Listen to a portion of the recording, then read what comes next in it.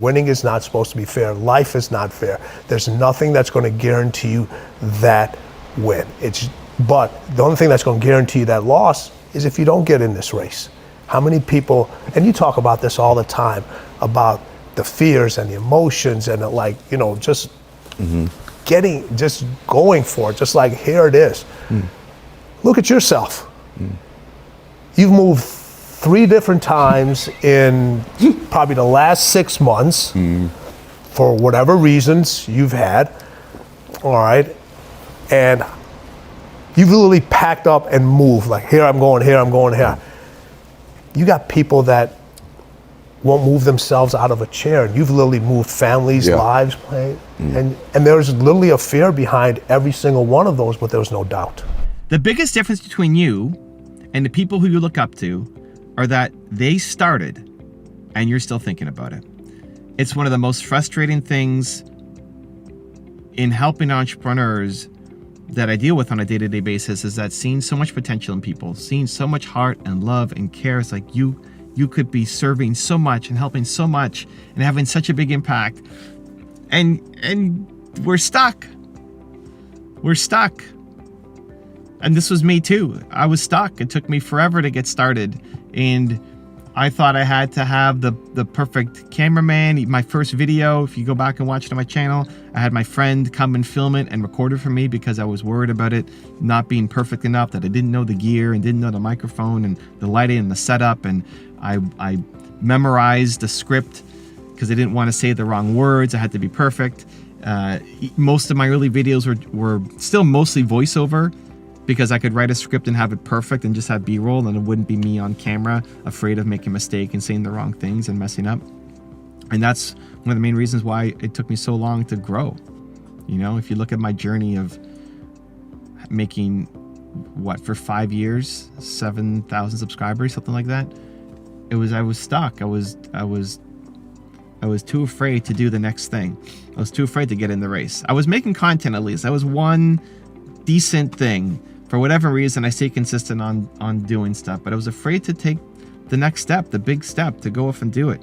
And a lot of you are already way better than I was when I started. And when I'm on interviews and I'm doing events and presentations, and I see the audience and I see who's there and I see the skill and the heart, this is the thing that kills me the most. It's like the heart. It's like you've got such a good heart. You want to do so much.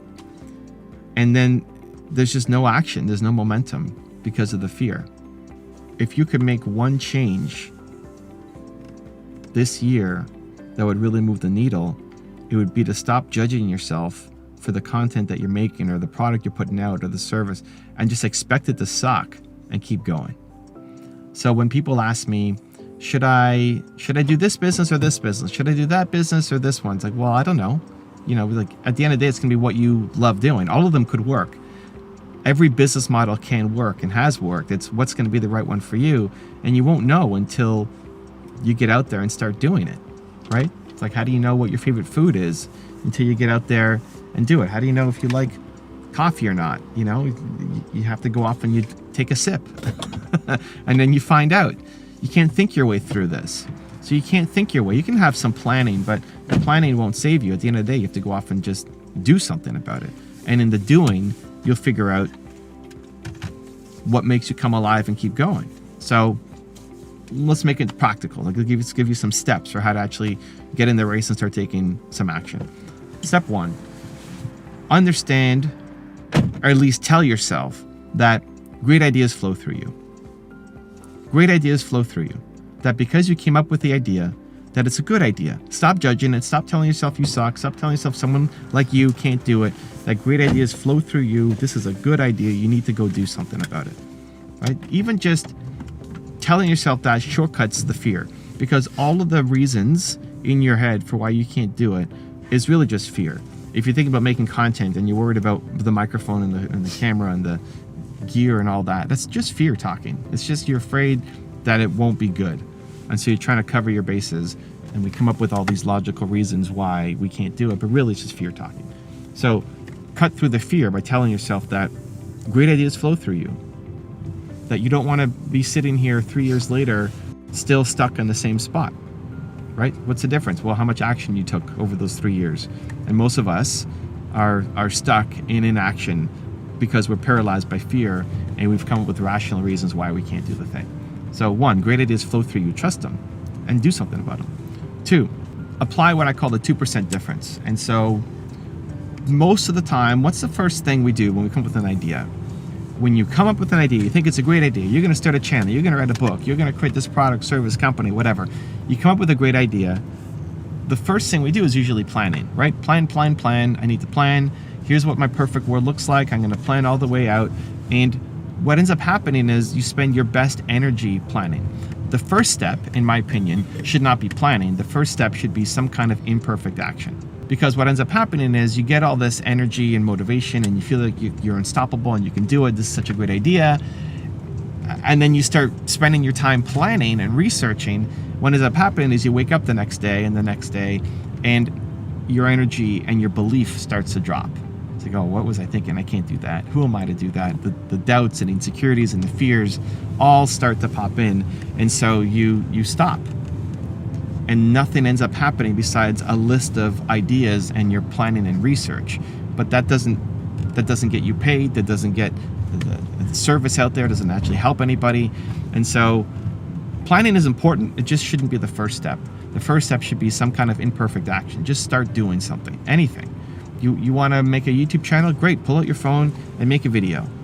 What do you see on the video? It doesn't matter. Just speak from the heart. Like, hey, I want to start a YouTube channel. I've been thinking about doing this for a bunch of years, and I've always been too afraid. And now I've decided that I'm going to go off and do it. And I don't know what I'm going to talk about. I'm going to do my best, and hopefully you'll support me.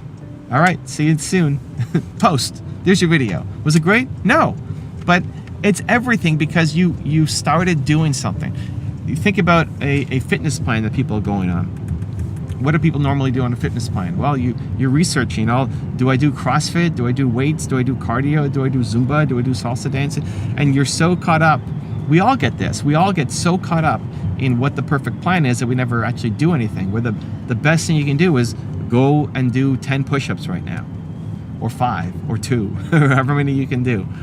Are those 2 push-ups going to make any difference for the long-term health? No. I mean, no, you're not building muscle from 2 push-ups, obviously. But the act of momentum is the thing that matters, because in doing the 2 push-ups, maybe tomorrow you do 4, the next day you do 6, the next day you do 8, and you're starting to build the habit of somebody who does push-ups that then can lead you to do more research to find out, oh, I was doing the push-ups all wrong. Here's a better way to do it. Oh, I should be doing this instead. You'll learn as you go. And the research and the plan is important. It just can't be the first step. So step 1, again, is expect that great ideas flow through you. That idea that came to you is good, is worthy, you should do it. You should at least try it. Step number 2 is 2% difference. What that means is don't plan to get to 100%. Focus on the first 2%. Most of us will plan to figure out what the 100% looks like. You won't know. What's the first 2% that you can take action on right now? And just go do it.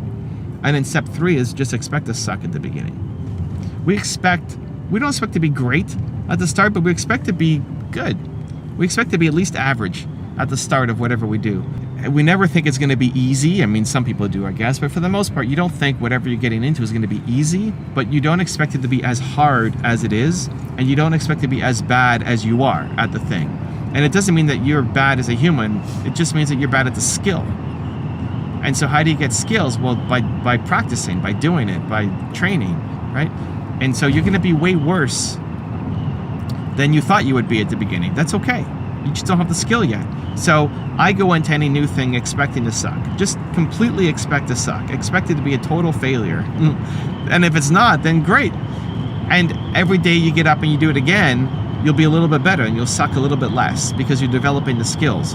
You can get really, really good at something if you have passion, energy, and you're pouring time into actually improving at it, where most people will just make one thing, see how much it sucks, and then never go back to it. So just expect it to be terrible at the beginning.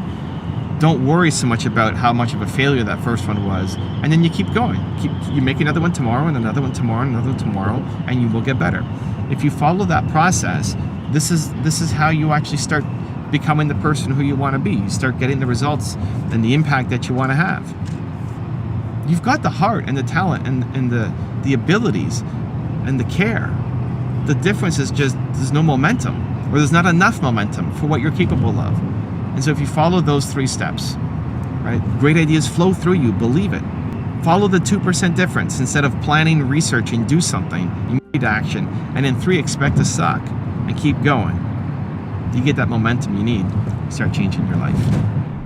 Also, to make sure you're actually taking action after watching this video, I've designed a special free worksheet just for this video. The worksheet will highlight all of the lessons learned in this video, as well as pull out our 3 favorite learnings and quotes that will inspire you to actually do something. The worksheet will also give you space to write down what your key takeaways are and your specific plan of action to make sure you're getting results. If you want the worksheet designed specifically for this video, absolutely for free, there's a link in the description below. Go click on it and start building the momentum in your life and your business. I'll see you there.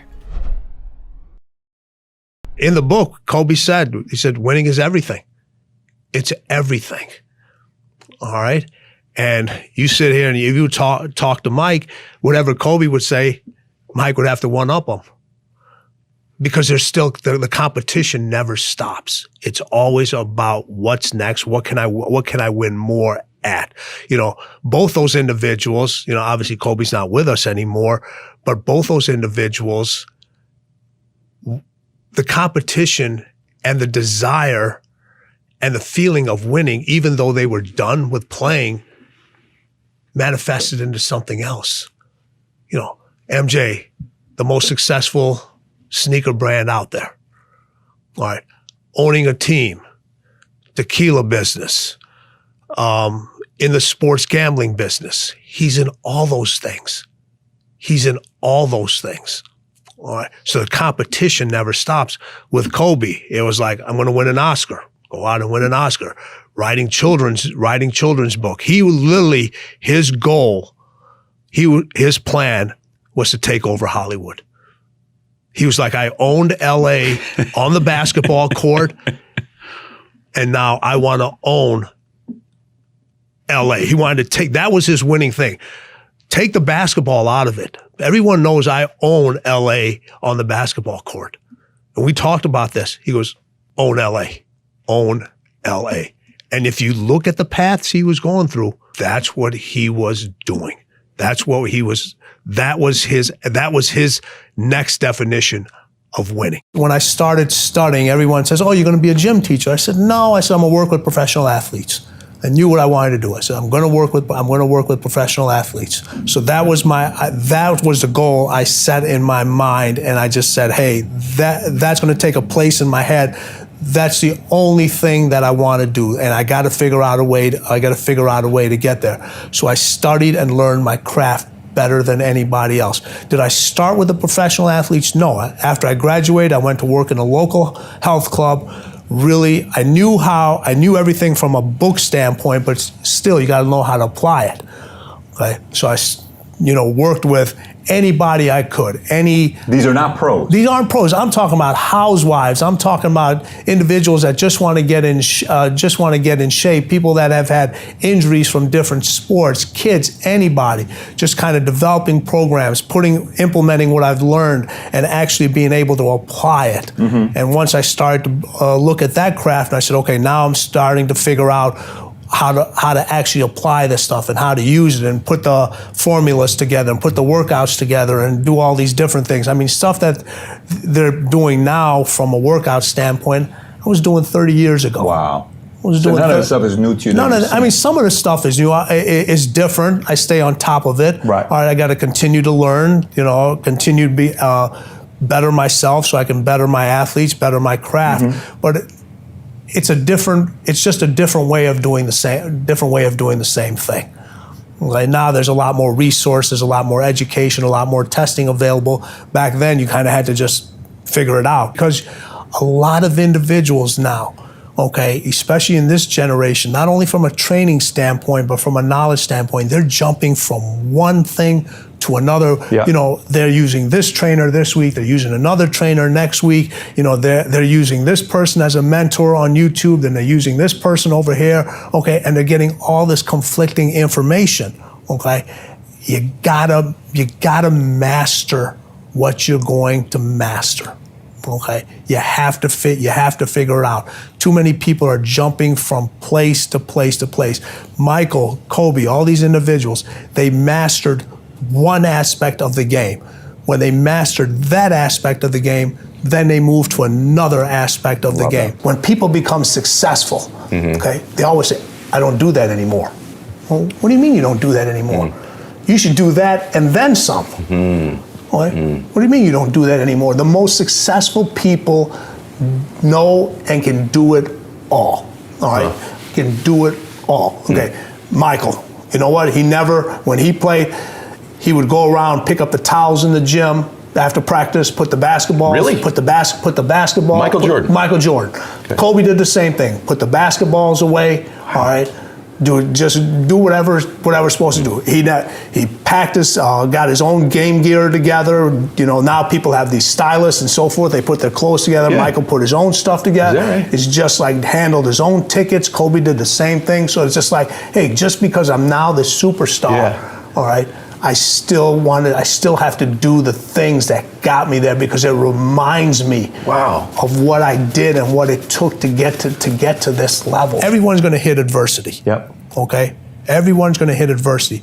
It's how you deal with that adversity. And the key word is you, not letting somebody else deal with that adversity. You have to deal with that adversity. And how you deal with it. Are you going to fight through it, or are you going to curl up and just roll over into the corner? Is going to pretty much determine how the rest of your development from a mental standpoint is going to carry you. You know, people talk about this. People talk about this all the time. You know, losing builds character. Okay, well, how much character do you need? Seriously, all right. You know, you want to keep losing. Hey, listen, I'd rather have a person win who has a little bit of character, okay, who's a little nuts, and a person that loses all the time and has got great character. At some point, you got to start winning. You can't always look for other people to help you. Other people got their own problems. They got their own shit they got to deal with. They're trying to achieve their own goals. They are willing to assist, but after a while, okay, if you constantly looking for assistance, constantly looking for help, it's on you. Your failure and your success is on you. Well, you have a lot of players, you go dealing in sports, you have a lot of people in business, they're successful for themselves. Yeah. Okay. Or the team, they put up great numbers, but the team never wins. Boy, all right. True.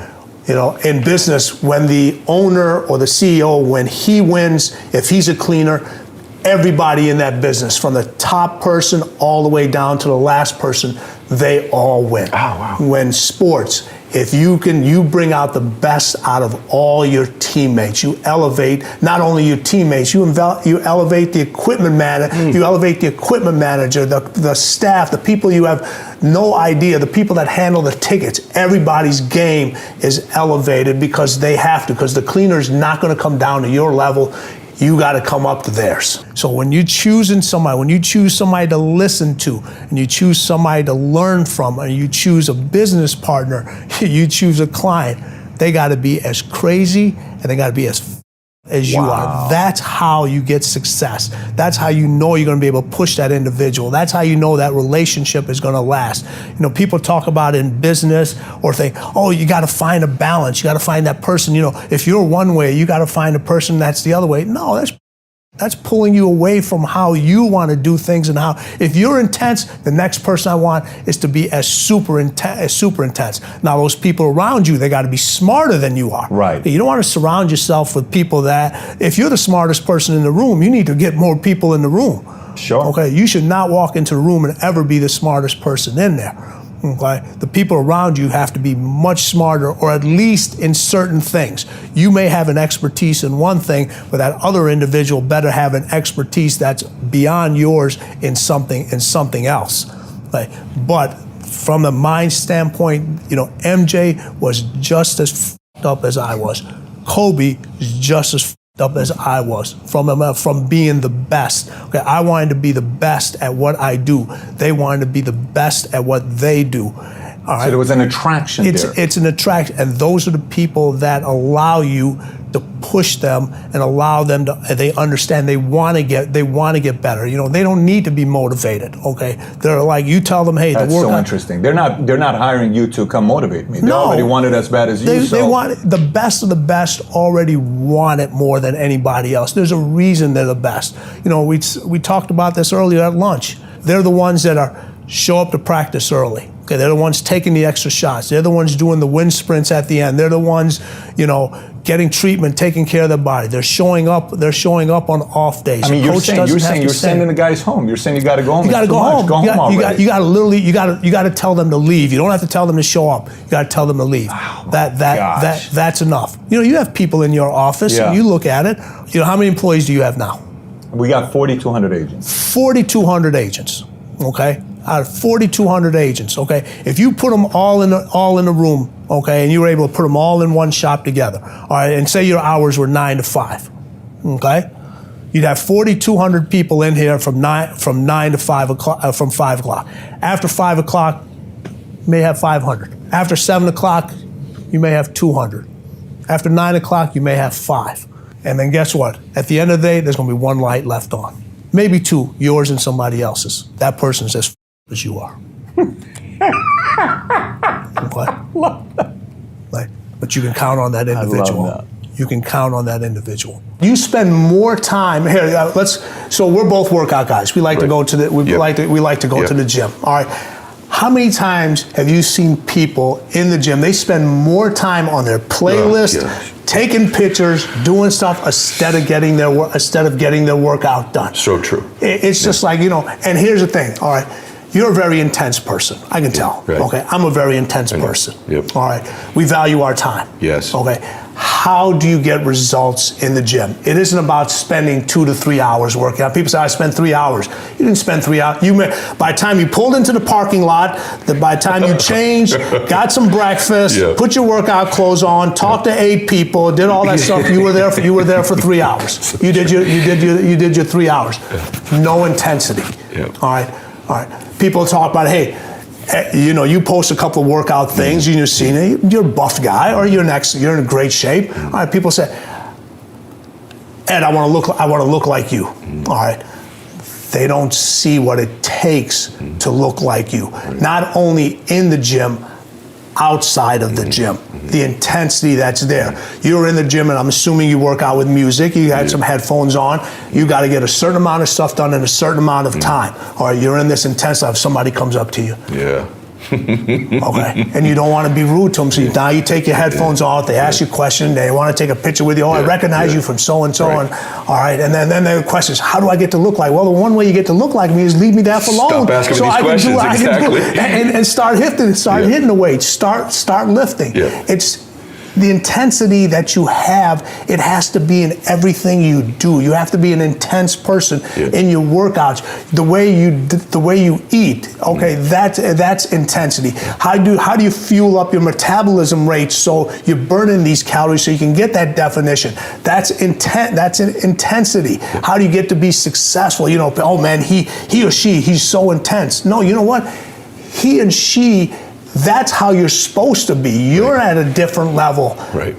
And that's why I said the intensity is so important. It's what really separates those individuals. And you can't get into that zone, and you can't get arms and abs like Ed. All right, you can't do it unless you have that intensity and you're willing to block out the distractions.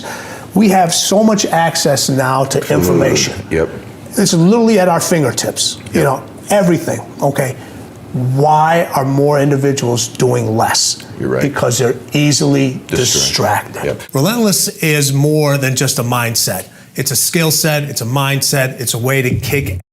We talk about kick and taking names. Well, when you're relentless, you've kicked so much You can't remember all the names because it becomes irrelevant. The name that they remember is your name. That's what Relentless is being about. It's not about others, it's about yourself. It's about taking yourself to a level that only few people can achieve. The mindset is completely different. It's about capturing other people's hearts and not letting them go.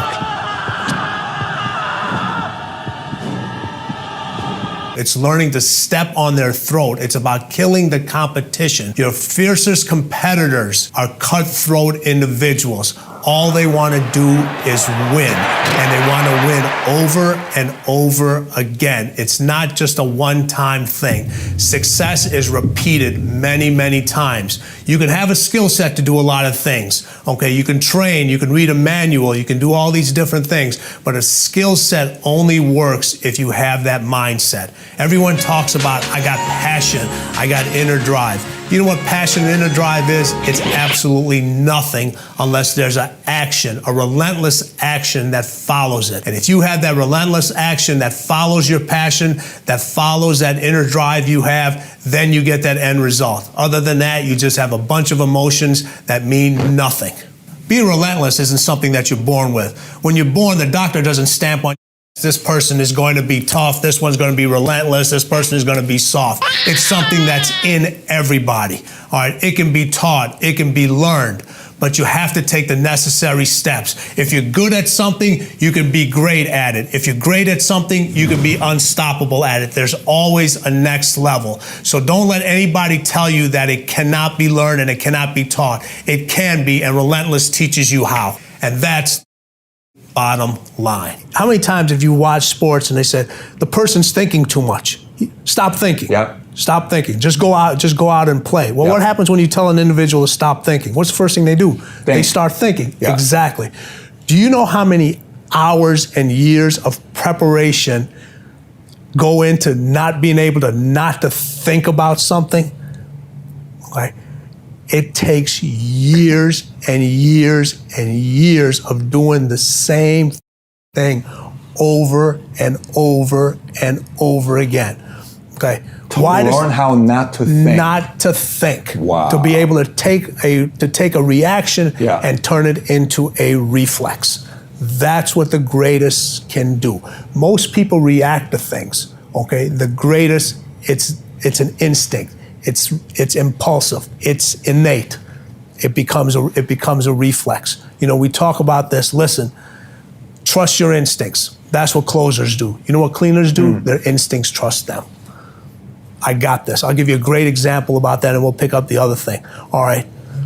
Doug Collins, coach of the Bulls, is drawing up this play. Okay, last second play, he's drawing. It's the Cleveland play, the one he beat Elo, right? Yep. So he's drawing up this play, all this other stuff. He's over, he races it.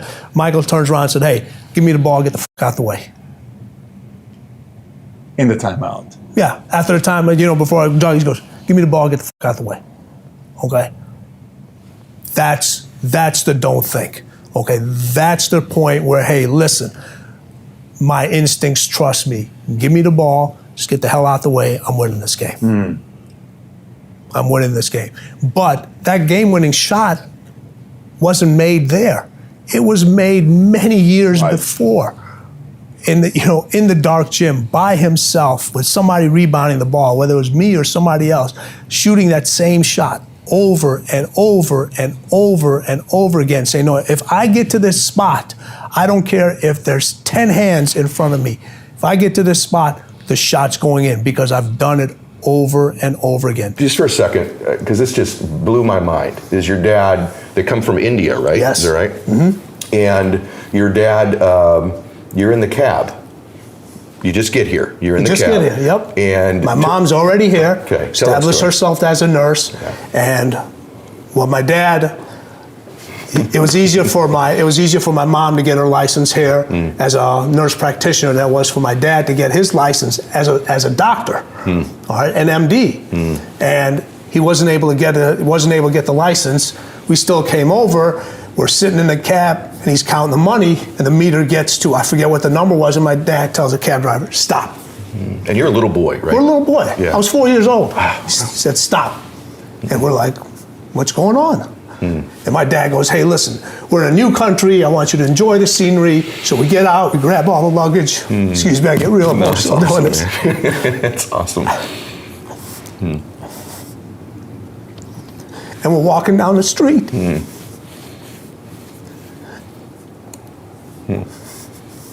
That's awesome, brother. You got it. Yeah. We're walking down the street with his luggage. And he's showing us a different scenery and so forth. Never knew he didn't have any more money in his pocket. Wow. Amazing. But he got us here. Got you there. That's so powerful. You imagine that little boy walking down that street turns out to be you. Isn't that amazing? Yeah, your dad sowing those seeds into you. And there's moments like that that define you. As long as you remember them. They can define you both ways. You can look at it and say, you know what? You can use that as an excuse. My dad came to this country, he didn't have any money, he never gave me anything, he never did this, and people do that. Or you can look at it and say, he gave us everything. Well, you know what? In the book Relentless, we talk about the don't think concept. Your skills are so finely good at what you do, whether it's trading, making business decisions, playing basketball, that you know if you do fail at something, it's just this little stumbling block. The next time you're going to succeed because you've done it over and over again, not only physically, but your mental preparation. The thing that makes individuals really, really special who are that great is they're always looking for that competitive edge. So it's interesting to see how a champion in sports, how it relates to a champion in business. It's the same mindset. It's about winning the battles, continuing to improve, learning new ways to stay ahead of the game. Clarity is what gives you the idea of success, being able to close those deals. When you can see and you can think and you can react with a clear mind and you take your emotions out of it, you're in that zone. Getting the deal is just a byproduct, and the minute you get the deal, you're already thinking about what's next. When you want to excel at something, what must you have? Did I just hear somebody say passion in the audience? You know what passion is? Passion is an emotion. It's an emotion without an action. Passion will get you nowhere. Inner drive will get you nowhere unless you act on it. You have to act on your passion. You have to act on your inner drive. Don't let those feelings stay inside of you. You got to know what to do with them. You got to know how to make them work in order to get what you want. Don't keep it inside. Knowing that you're the best at what you do and you've done all your homework to get to that point.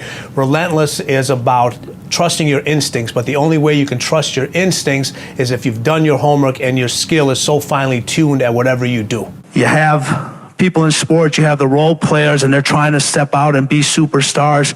And I always tell them, I said, you got to think about winning first. All right. If the team wins, you'll get paid. If the team doesn't win, you will not get paid. All right. The bottom line is the end result. Just like when you guys close a deal, not only do you win, everybody underneath you who helps you close the deal, the company, it all ties in together. Decide, commit, act, succeed, repeat. The one thing that all the greats have in common is they sweat the small stuff. They pay very, very close attention to every detail. Michael used to sweat the details so much in his basketball game that it carried on into his personal life. The suit had to match the car he was driving that particular day. But what those details allowed him to do was to put him in the zone to be the best basketball player on that given night. Well, the dark side is something that's in everybody, but it's a situation that you have to control the dark side. If it controls you, that's when things start to go real, real bad. That's when you have a tendency to go to what I call the other side. But if you harness the fuel that's from that dark side, whether it's anger, whether it's fear, and turn that into positive fuel, it'll help you really succeed at whatever you're trying to do. A great leader knows how to push buttons, how to push the buttons of different people. I totally disagree with that philosophy 100%. All right. I don't want to have somebody to have that much control over me where they're pushing my buttons. as a great leader, okay, what I do with my clients is I pull their buttons. And then I teach them in certain situations to know when to push their own buttons. Well, you have to keep yourself focused on whatever your ultimate goal is. There's stumbling blocks all the way. People get laid off, you have a bad game, you get traded from a team that you don't want to be with. But if your goal and your focus remains the same, that, hey, this is going to happen, and I know I have the skills and I have the knowledge and I have the instincts to dig myself out of this hole, you will dig yourself out of the hole. You have to control the situation. Don't let the situation control you. If you want another amazing Tim Grover video, check it out right there next to me. I think you'll love it. Continue to believe, and I'll see you there. I think the thing that people misunderstand about success is they're looking for the easiest way to get there. Your goals don't count until they're hard.